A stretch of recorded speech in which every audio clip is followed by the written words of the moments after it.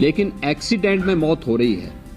Age group वह है जो कोविड महामारी में सबसे कम इन्फेक्ट हुआ था, वह इस मामले में सर्वाधिक एक्सीडेंट से मर रही हैं। 21,227 मौतें 2021 में सड़क दुर्घटना में उत्तर प्रदेश के अंदर हुए हैं।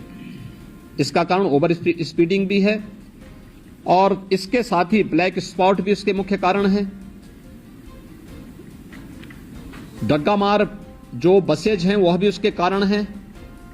सड़क के किनारे बेतरतीब चल रहे टैक्सी स्टैंड, बस स्टैंड और जो वहां पर लोगों ने तमाम प्रकार के अवैध पार्किंग स्थल बना दिए गए हैं, यह भी है। और शहरी क्षेत्रों में या नगरीय क्षेत्रों में या सड़क के किनारे जो बस्तियां हैं वहां पर अतिक्रमण भी इसका कारण है। इसलिए संयुक्त रूप से इस पूरे कार्यक्रम को केवल परिवहन विभाग का कार्यक्रम नहीं है, हमने इसलिए गृह विभाग को इसकी ओवरऑल मॉनिटरिंग करने की जिम्मेदारी दी है। गृह विभाग पे सिस्टम के साथ साथ ट्रैफिक पुलिस को भी ठीक करेगा। ट्रैफिक पुलिस के साथ ही हमारे यहां अगर कोई अवैध रूप से वाहन सड़क के किनारे खड़ा कर रहा है किया है तो वहां पे क्रेन जाकर के उस वाहन को सीज करने और उसके खिलाफ कार्रवाई करने के लिए भी हम लोग सेकंड उसमें आगे कार्रवाई आगे बढ़ाएंगे। परिवहन विभाग की जिम्मेदारी इसमें बहुत महत्वपूर्ण हो जाती है। आपने अभी गाजियाबाद की दुखद घटना देखी होगी जिसमें स्कूली बस से एक बच्चे का सिर बाहर होने के बाद 11 वर्ष के उस बच्चे की दुखद मृत्यु होती है। दुखद मृत्यु के बाद जब बस का फिटनेस के कागज मांगेगा तो उसकी फिटनेस ही नहीं थी। ये परिवहन विभाग की पहले प्राथमिक जिम्मेदारी थी कि हर एक बसेज का स्कूल कॉलेजेस खुलने के पहले हम सुनिश्चित करें कि उनके पास अपने वाहनों की फिटनेस सुनिश्चित हो। लापरवाही हुई, उसमें जवाबदेही भी तय की गई। परिवहन विभाग को इस बात को सुनिश्चित करना होगा कि सभी प्रकार के बसेज का, ये स्कूली बसेज हों, प्राइवेट में कॉन्ट्रैक्ट कैरिज में चलने वाली बसेज हों या फिर परिवहन विभाग के साथ संबद्ध बसेज हों या फिर उत्तर प्रदेश परिवहन निगम के द्वारा संचालित वाहन हो या ट्रक हो, 4 व्हीलर हो, 2 व्हीलर हो, इनको नियमित रूप से इनकी चेकिंग करना और ट्रैफिक के नियमों का पालन करवाने की व्यवस्था इनसे सुनिश्चित करना, यह परिवहन विभाग सुनिश्चित करें। उनकी जो फील्ड में तैनात जो भी उनके अधिकारीगण हैं वे इसको सुनिश्चित करवाएं। पुलिस की मदद भी लें, ट्रैफिक पुलिस की मदद भी करें। ओवरलोडिंग को रोकना, सड़क के किनारे कोई ट्रक, कोई बस अवैध रूप से पार्किंग न करें और सभी जिलाधिकारी और पुलिस अधीक्षक इस बात को सुनिश्चित कर लें। उप जिलाधिकारीगण भी और डिप्टी एसपी भी इस वीडियो कॉन्फ्रेंसिंग के साथ जुड़े होंगे। वे इस बात को नोट करेंगे, किसी भी सड़क पर, वह हाईवे हो, स्टेट हाईवे हो, एक्सप्रेसवे हो, जिला मार्ग हो, नगरीय चौराहा हो या कोई भी अन्य स्थल हो, अवैध bus stand, taxi stand, 3 wheeler stand, rickshaw stand या कोई भी इस प्रकार की अवैध गतिविधि नहीं चलनी चाहिए। स्टैंड का मतलब सड़क के किनारे उसके पास पर्याप्त मात्रा में पार्किंग का स्पेस हो, वहां आने वाले यात्रियों के लिए कुछ बुनियादी सुविधाएं हो, महिलाओं के लिए, पुरुषों के लिए टॉयलेट हो, पेयजल की सुविधा हो, बैठने की व्यवस्था हो, तो कोई व्यक्ति स्टैंड के नाम पर तब वहां पर प्रशासन से अनुमति लेकर के तब तो स्टैंड की फीस वसूल कर सकता है। लेकिन अगर सड़क पर कोई करता है तो उस पर अवैध रूप से संचालित इस प्रकार के सभी वो अगले 24 घंटे के अंदर बंद होने चाहिए। बंद होने के साथ ही हमें सुनिश्चित करें कि अगर कोई व्यक्ति इस तरीके के उसको करने का अभ्यस्त है तो उसमें एफआईआर लॉन्च करके, गैंगस्टर के अंदर एफआईआर लॉन्च करके उसमें फिर हमें उसकी पूरी संपत्ति को जब्त करना चाहिए। उसने इस प्रकार के अवैध वसूली से जो पैसा कमाया है वह राजकोष में वो पैसा आना चाहिए, इसकी कार्रवाई हमारी आगे बढ़ जानी चाहिए। इसलिए अवैध रूप से स्टैंड नहीं चलेंगे। लखनऊ अगर हम अयोध्या की ओर से आते हैं या बाराबंकी की ओर से आते हैं या कानपुर की ओर से आते हैं, कई किलोमीटर तक हम लोग देखते हैं ट्रक्स खड़े हैं, हाईवे के किनारे क्यों खड़े हैं? बहुत बार एक्सीडेंट के कारण भी बनते हैं ये। सड़क के किनारे कोई वाहन खड़ा नहीं होगा। नियमित पेट्रोलिंग करना, परिवहन विभाग और गृह विभाग इस बात को सुनिश्चित करेंगे, पेट्रोलिंग सुनिश्चित करते हुए सड़क के किनारे कोई भी इस प्रकार के वाहन खड़े नहीं होंगे, उनके लिए पार्किंग का स्पेस उपलब्ध करवाइए, अन्यथा वो सड़क पर चलते रहें। ढाबा भी अगर पार्किंग के लिए स्पेस नहीं है तो ढाबा को भी, इस प्रकार के अवैध ढाबों को भी आप सड़क के किनारे से हटाएंगे।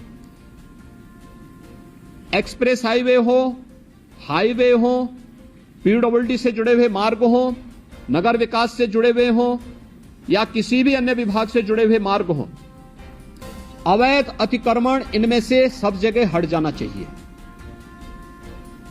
हर हाल में हम इस बात को सुनिश्चित करें, ये सभी संबंधित विभाग इसके साथ जुड़ेंगे। मुझे आश्चर्य होता है कि बच्चों को पहले स्कूलों में ट्रैफिक के नियमों के बारे में जानकारी बताई जाती थी। आज ये सभी चीजें पाठ्यक्रम से एक प्रकार से नदारद सी हो चुकी हैं। मैंने प्राथमिक शिक्षा, माध्यमिक शिक्षा, उच्च शिक्षा, इन सभी से मैंने कहा था कि हर जनपद में प्रधानाचार्यों की ट्रेनिंग का एक कार्यक्रम, मुझे विश्वास है कि सभी जगह हुआ होगा। जिन लोगों ने ट्रेनिंग ली है, विद्यालय के प्रिंसिपल होंगे, प्रधानाचार्य होंगे, प्राचार्य होंगे, वे सभी अपने अपने विद्यालयों में ट्रेनिंग के साथ साथ बच्चों में अब एक हम लोग हैंडबिल हर जनपद में सूचना विभाग की तरफ से भेज रहे हैं। इस हैंडबिल का प्रकाशन हर एक बच्चे के पास ये हैंडबिल पहुंच जाए, कॉमन मैन के पास भी पहुंचे, चौराहे पर जहां पर हमारे पब्लिक एड्रेस सिस्टम हो वहां पे भी ये पहुंचे। हमें क्या करना है, क्या नहीं करना है, अच्छा हैंडबिल बनाने का प्रयास हुआ है। बच्चों को बताने की व्यवस्था, उनको स्कूल में बताना, हम सड़क पे चल रहे हैं, हमें कैसे चलना, पैदल चल रहे हैं, कहां से हमें सड़क क्रॉस करनी है, हम टू व्हीलर में जा रहे हैं, हमें किन नियमों का पालन करना है, हम फोर व्हीलर में चल रहे हैं, हमें किन नियमों का पालन करना है, हमें टू व्हीलर, फोर व्हीलर या सड़क पे चलते समय मोबाइल फोन या ईयरफोन का इस्तेमाल करना है, नहीं करना है, इसके लिए क्या सावधानी बरतनी है। ये सभी चीजें सामान्य जानकारी है। इन सभी सामान्य जानकारियों को अगर हम स्कूली बच्चों को देंगे तो वे बच्चे अपने घर में अपने अभिभावक को भी बताने में थोड़ा सफल हो सकते हैं, बता सकते हैं। और हर एक स्कूल कॉलेजेस में इस प्रकार की डिबेट भी होनी चाहिए, कार्यक्रम भी होने चाहिए। अगले 2 दिन विद्यालय चलेंगे, उन 2 दिनों के अंदर हम इन कार्यक्रमों को वहां पर लागू करने का प्रयास करें। कहीं प्रभात फेरी निकले, कहीं इस पे टॉक हो, कहीं यहां पर डिबेट हो, कहीं यहां पर कुछ अन्य कार्यक्रम चलने चाहिए। ये स्कूल कॉलेजेस की एक जिम्मेदारी बनती है और इसके बारे में हमें प्रतियोगी कार्यक्रम भी वहां पर आगे बढ़ाने चाहिए। इसके अलावा हम इसमें तमाम अन्य संगठनों का भी सहयोग, स्वयंसेवी संगठन होंगे, सड़क सुरक्षा से संबंधित जानकारी देने वाले तमाम अन्य सामाजिक संगठन होंगे, उनका भी हम इसमें मदद लें। इसमें हम लोगों से इस बात को सुनिश्चित करें कि सड़क स्टंट करने की जगह नहीं है। ओवर ब्रिजेज या फ्लाईओवर के ऊपर जो स्टंट होते हैं, जो युवा स्टंट कर रहे हैं अपने बाइक से, हर हाल में इसको रोकना। बाइक से चल रहे हैं तो हेलमेट अनिवार्य करने की आवश्यकता है, बताने की आवश्यकता। 1 सप्ताह अवेयरनेस के कार्यक्रम चलाइए, पहले अवेयरनेस और फिर अगर अवेयरनेस के बाद आपको लगता है कि अब हमें इन्फोर्समेंट की आवश्यकता होती है तो उसके बाद फिर हमें इस कार्यक्रम को उसके बाद फिर आगे बढ़ाना चाहिए। इसलिए पब्लिक एड्रेस सिस्टम को सक्रिय करने और उनका उपयोग करने के लिए ही हमने इस बारे में कहा। हैंडबिल का वितरण, होर्डिंग्स लगाना, हर एक जनपद में, हर एक चौराहे पर, हर एक स्तर पर सूचना विभाग से इसके बारे में पूरी जानकारी लेकर के सावधानी बरतने की दिशा से अच्छे होर्डिंग्स परिवहन विभाग के द्वारा, गृह विभाग के द्वारा, नगर विकास विभाग के द्वारा, पीडब्ल्यूडी के द्वारा, अन्य सभी संबंधित शिक्षा विभाग के द्वारा, इनके द्वारा हर एक स्तर पर लगाने की आवश्यकता है। इसके पोस्टर बनाए जा सकते हैं, एलईडी में, एफएम रेडियो पर, लोकल स्तर पर, इसके हम तमाम कार्यक्रम इसके आगे बढ़ा सकते हैं। ये चीजें हम सुनिश्चित करें। परिवहन विभाग इस बात को सुनिश्चित करे कि जो वह ड्राइविंग लाइसेंस देते हैं, हम ऑनलाइन तो दें, लेकिन इस बात को सुनिश्चित करें कि ट्रैक पर भी हम उनकी एक बार देखें कि वह इस योग्य है कि नहीं है कि हम उसे ड्राइविंग लाइसेंस दे सकें। अन्यथा खैरात के भाव बांटने की वो बंद करिए और आरटीओ के कार्यालय दलालों से मुक्त हो। किसी भी प्रकार की दलाली की गतिविधि वहां न चले, इस बात को भी हर एक जनपद में जिलाधिकारी और पुलिस अधीक्षक की टीम सुनिश्चित करें। ओवरलोडिंग को रोकने की कार्रवाई, जहां से ओवरलोडिंग हो रही है उसी केंद्र पर रोकना। ऐसा नहीं कि आप सड़क पे लेके आ रहे हैं और सड़क पर लेकर आने के बाद फिर सड़क पर अवैध रूप से जाम लग रहा है, लंबा जाम में लोगों को फंसना पड़ रहा है। जहां से हो रहा है वहां से आप बोलिए कि 5 टन की क्षमता है तो उसमें 15 टन नहीं जाएगा या 10 टन नहीं जाएगा। जितनी क्षमता होगी उसी हिसाब से आप उसको रिलैक्सेशन दे सकते हैं, लेकिन उससे ज्यादा नहीं। सड़कें खराब होती हैं और फिर उसके बाद जहां मर्जी आती वहां वो अपना ट्रक और अपना वाहन खड़ा करके शेष अन्य लोगों के भी आना जाने को पूरी तरह बाधित करते हैं। अच्छा होगा जिस दिन स्कूल कॉलेजेस बंद होंगे उस दिन हम अभिभावकों के साथ भी इस प्रकार की चर्चा करें, सड़क सुरक्षा पे चर्चा करें कि आप अपने पाले को लेके स्कूल आ रहे हैं तो कम से कम हेलमेट पहन करके आए। बाइक से आ रहे हैं हेलमेट पहन के आए, 4 व्हीलर से आ रहे हैं तो सीट बेल्ट को लगा करके आए। बच्चे को सड़क सुरक्षा के बारे में, कहां से सड़क क्रॉस करनी है इसके बारे में जानकारी दें। ऐसा नहीं कि कहीं भी वो क्रॉस कर रहा है और बिना देखे चल रहा है, चपेटे में आएगा तो उसके बाद फिर बोलने की आवश्यकता नहीं। इन चीजों को हम उसके बारे में देखें। सड़क सुधार से संबंधित जो अन्य मामले हैं जिसमें लोक पीडब्ल्यूडी का है, एनएच का है, एनएचईआई है, यूपीडा है, ईडा है, इसमें ब्लैक स्पॉट को सुधारने की कार्रवाई। ब्लैक स्पॉट के बारे में हम लगातार कहते रहे हैं। साइनेजेज कहां पे हमें लगाने हैं? पहले सड़कों पर वाहन कम थे, हर एक जगह लगाया जाता था। आगे अंधा मोड़ है, आगे पुल है, आगे स्कूल है, आगे हॉस्पिटल है, आगे सभी साइनेजेस हट चुके हैं। इसको फिर सभी संबंधित विभाग अपने अपने उसमें सुनिश्चित करें। आगे बाजार है, ये सभी चीजें लगनी चाहिए। स्पीड कितनी होनी चाहिए, स्पीड लिमिट भी उसमें लिखें। हमें तय करना होगा कि कोई भी ओवर स्पीडिंग न हो, इसके कारण किसी की गति सीमा के बारे में हम सुनिश्चित करें। अवैध ढाबों के बारे में हम सुनिश्चित कर लें और इसके अलावा हमें इन चीजों के बारे में भी तय करना होगा कि टोल प्लाजा में ओवर स्पीडिंग और ओवरलोडिंग के बारे में हमें इन चीजों को वहां पे सुनिश्चित करना होगा। ब्रेथ एनालाइजर को भी उपयोग करके चालकों के परीक्षण की कार्रवाई को करना। खनन विभाग के साथ मिलकर के हमें जनपद के अंदर इल्लीगल माइनिंग को रोकना और इल्लीगल माइनिंग के साथ साथ ओवरलोडिंग को भी उसके साथ रोकना है। जिलाधिकारी, पुलिस अधीक्षक माइनिंग विभाग के साथ मिलकर के इसको सुनिश्चित करेंगे हर जनपद में कि इल्लीगल माइनिंग भी नहीं होनी है और ओवरलोडिंग भी रोकना है। पहले अवेयरनेस के कार्यक्रम करें और वहां पे उसके पहले जहां से शुरू हो रहा वहीं से आप इस कार्यक्रम को शुरू कर देंगे। सड़कें अपने आप साफ सुथरी दिखाई देंगी। इसके अलावा स्वास्थ्य विभाग की भी इसमें बड़ी भूमिका होनी है। स्वास्थ्य विभाग एम्बुलेंस की सेवा, जैसे एक्सप्रेस हाईवे पर यमुना एक्सप्रेस वे है, Agra Lucknow expressway, Purvanchal expressway, इन सभी पर अतिरिक्त एम्बुलेंस इन विभागों ने भी दी है और स्वास्थ्य विभाग भी इसके साथ सुनिश्चित करें, जिससे रिस्पांस टाइम को कम करना। गोल्डन आवर के अंदर ही व्यक्ति को अगर दुर्भाग्य से कहीं कोई एक्सीडेंट हो गया है, उसे हम ट्रॉमा सेंटर या किसी उच्च हायर सेंटर में पहुंचा करके उसके जीवन को बचाने की कार्रवाई वहां पे सुनिश्चित कर सकें।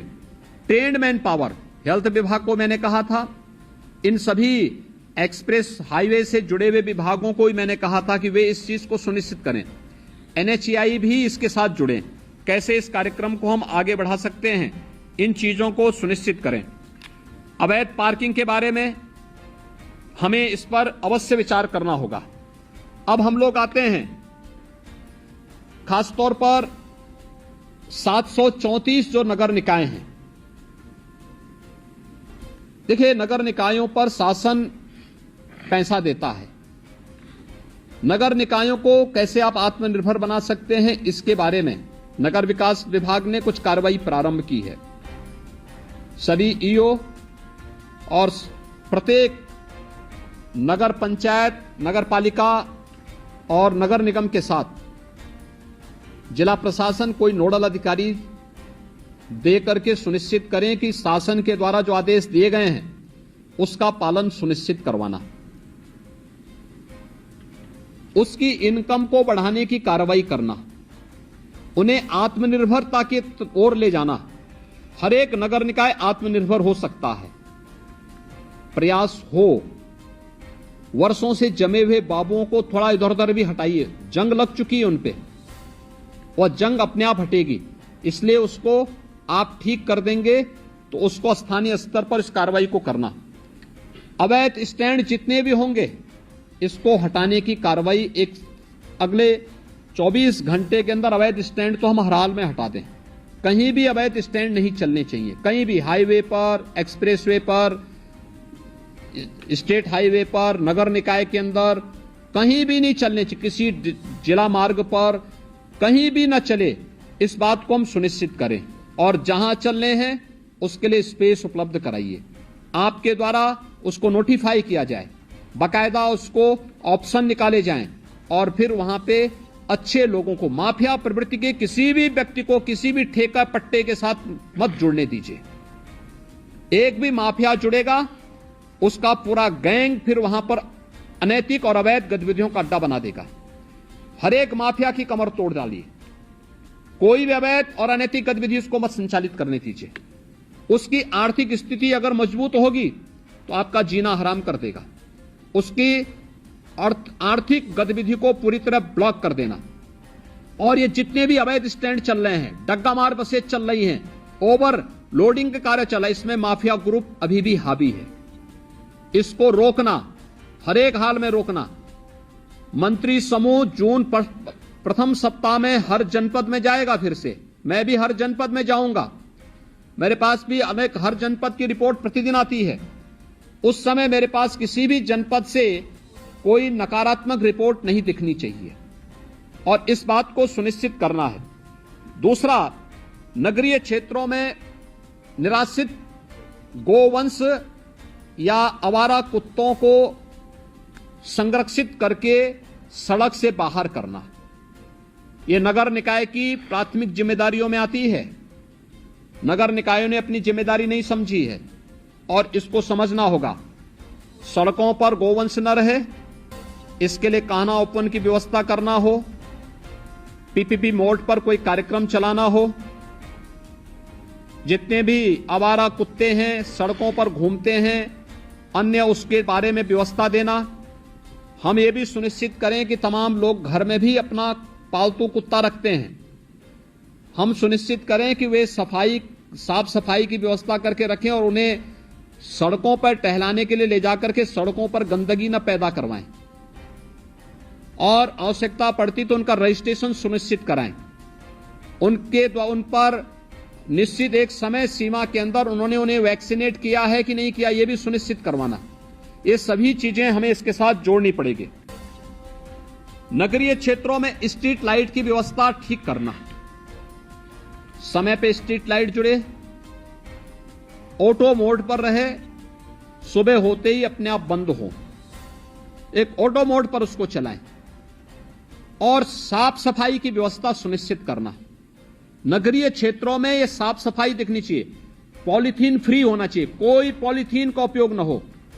आधी समस्या मुझे याद है, जब प्लास्टिक लोग उपयोग करते थे, किसी भी नगर में हम सफाई कितनी भी कर लें, हवा का एक झोंका आता था, उतना ही कचरा फिर से दिखाई देने लगता था। प्लास्टिक फ्री होने के बाद सड़कें अब साफ सफाई दिखने लग गई हैं। लेकिन जहां पे प्लास्टिक को अभी भी बैन नहीं किया गया है, वहीं पर यह समस्या आती है, कचरे की समस्या वहीं आती है, गंदगी की समस्या वहीं आती है।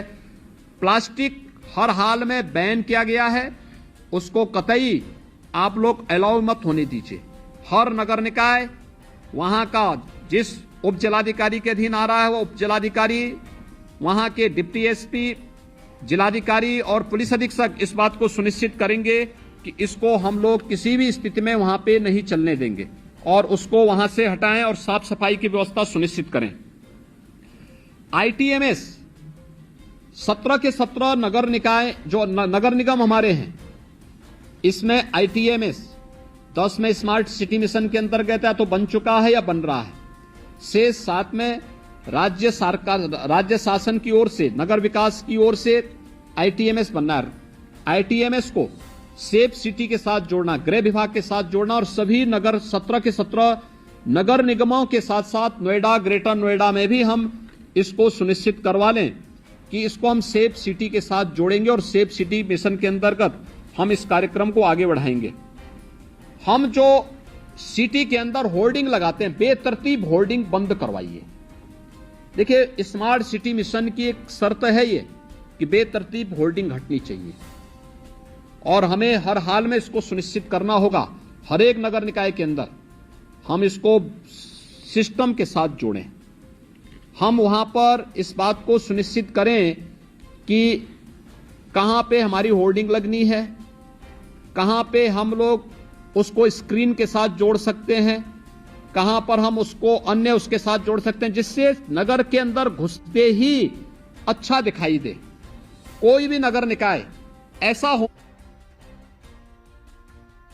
होना चाहिए जो आपका वहां की स्वच्छता ही वहां का पहला प्रतीक बन जाए। नगर निकाय के कार्यालय, वहां का भवन उस पूरे नगर निकाय के बारे में एक जानकारी दे सके, इसलिए उस पर ध्यान देना। उन वहां को जोड़ने वाली सड़कों को ठीक रखना, उसके सुंदरीकरण की प्लानिंग करना, उसको बेहतर तरीके से आगे बढ़ाना, जेब्रा क्रॉसिंग के निर्माण की कार्रवाई को सुनिश्चित करना।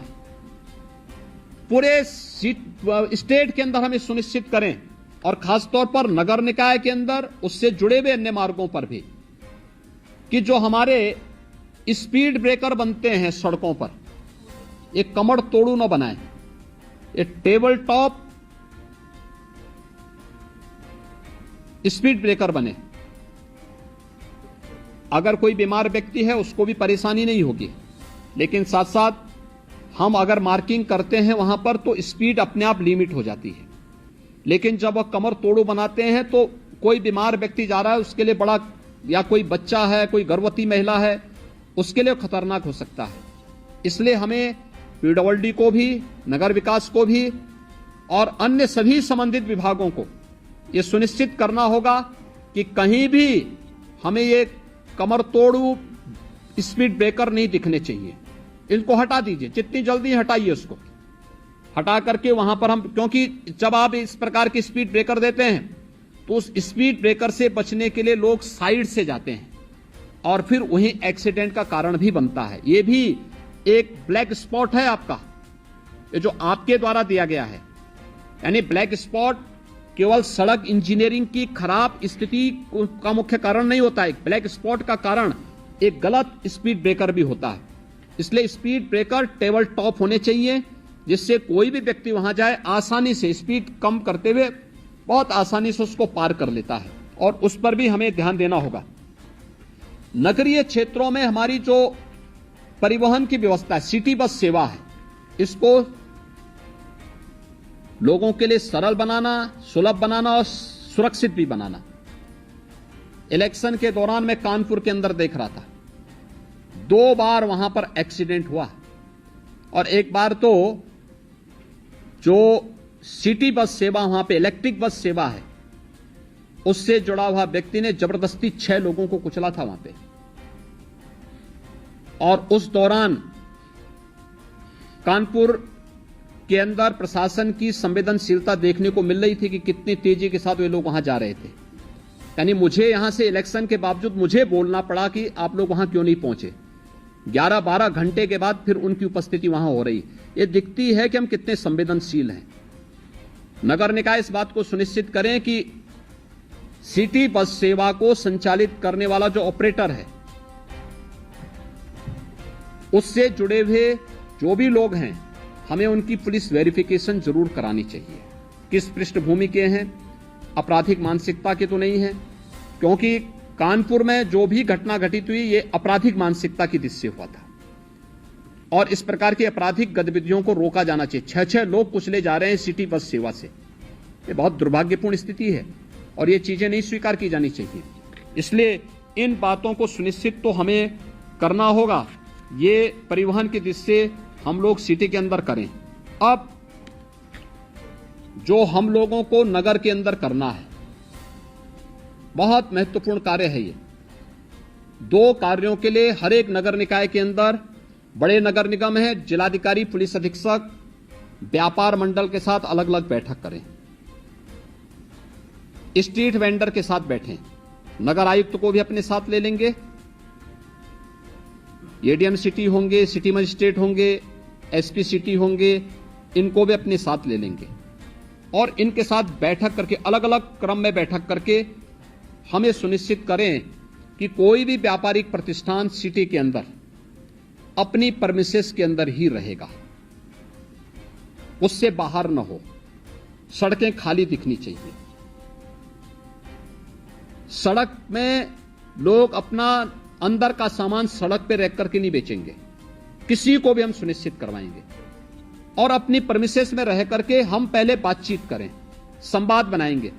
इस संवाद के दौरान हमें इस बात के लिए भी उनको तैयार करना होगा। 2 चीजें हो सकती हैं, हर एक क्षेत्र में अलग अलग व्यापार मंडल होते हैं, उनको भी विश्वास में लीजिए, उनके साथ बैठना, संवाद बनाना और उनसे 2 अनुरोध करना। एक, सुरक्षा के बारे में, रात्रि के लिए अगर गार्ड वे लोग भी रख सकें, वे 500-600 दुकानें हैं, अगर वे लोग महीने में 100-100 रुपया भी जमा करेंगे तो 500 रुपए में एक बड़ी राशि खड़ी हो सकती है। 2 गार्ड वे लोग रात्रि के लिए खड़ी कर सकते हैं और उनको पुलिस से वेरिफिकेशन अगर आप करा देंगे, पुलिस के साथ उनकी तालमेल होगी तो रात्रि के लिए। दूसरा, सीसीटीवी कैमरा, बड़े प्रतिष्ठान में सीसीटीवी कैमरा लगाना,